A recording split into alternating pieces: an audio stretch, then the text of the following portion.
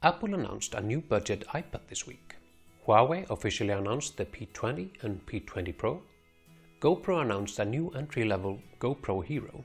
And the first Chromebook tablet was announced by Acer. Hi there, and welcome to TechPlover Weekly. Apple announced a new budget 9.7-inch iPad on their March 27 event. It has the same appearance as the last year's 9.7-inch iPads. And it still doesn't have a laminated screen. But now the 9.7-inch iPad supports Apple Pencil. That's good. It has the A10 Fusion processor that was introduced in 2016 with the iPhone 7. It is offered in two storage configurations, 32GB model for $329 and 128GB model for $429. And then of course we have the cellular versions for these storage options, and you have to add $130 to get those versions. We've had a lot of rumors on the P20 and P20 Pro from Huawei, but this week Huawei officially announced these phones. The P20 has a 5.8-inch Full HD LCD display with a resolution of 1080 by 2244. It has 4GB of RAM and 128GB of internal storage. It has a dual Leica camera system on the back. It has a 12-megapixel RGB sensor with f1.8 aperture, and then we have a 20-megapixel monochrome sensor with an aperture of f1.6. And on the front of the phone we have a whopping 24-megapixel camera with an aperture of f2.0. The cameras can record in 960 frames per second for 0.25 seconds, which will give us 8 seconds of playback. We have a fingerprint reader at the bottom front of the phone, and it has a Cree 970 chipset. And it has a battery of 3400 mAh. The P20 Pro, on the other hand, has a 6.1 Full HD OLED display with a resolution of 1080 by 2240. It has 6GB of RAM and 128GB of storage. And the P20 Pro does not have a dual camera system on the back. It has a triple camera system. First, we have a crazy 40-megapixel RGB sensor on the back with an aperture of f1.8. Then we have the same 20-megapixel monochrome sensor as on the P20 with an aperture of f1.6, and the third camera on the back has an 8-megapixel telephoto sensor with an aperture of f2.4. And as the P20 we have a 24-megapixel front-facing camera with an aperture of f2.0. And of course we also have the 960 frames per second super slow-mo video and the fingerprint sensor at the bottom front of the phone. But surprisingly, we have the same Cree 970 chipset, but a slightly larger battery of 4000 mAh. Apple released this week their latest iOS version, iOS 11.3. It includes a battery and performance view that is still in beta. There, the users can see the overall battery health, and they can also see if the performance is being throttled. And they can turn off the throttling if they want. We get the 1.5 version of the ARKit.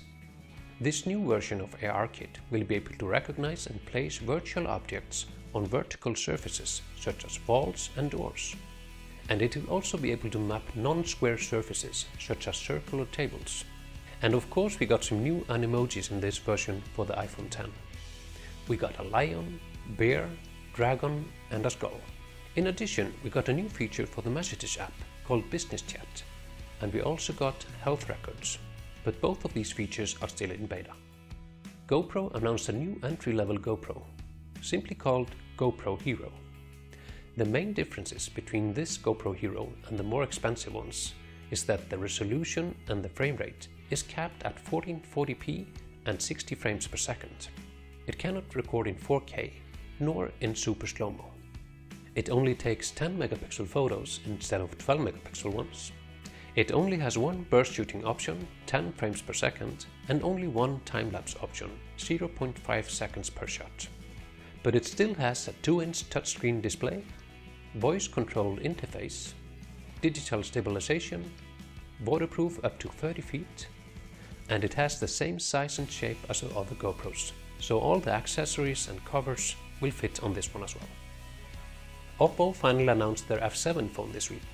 We've heard most about it already, but here are all the details. It has a 6.2-inch display with a resolution of 2280 by 1080. It has a 16 megapixel main camera on the back, and then we have a 24 megapixel front-facing camera. We have a MediaTek mid-range Helio P60 processor. The phone comes in two configurations, 4GB of RAM with 64GB of storage, or 6GB of RAM with 128GB of storage. The phone goes on sale in India in April for $340 and $450 respectively for the different models.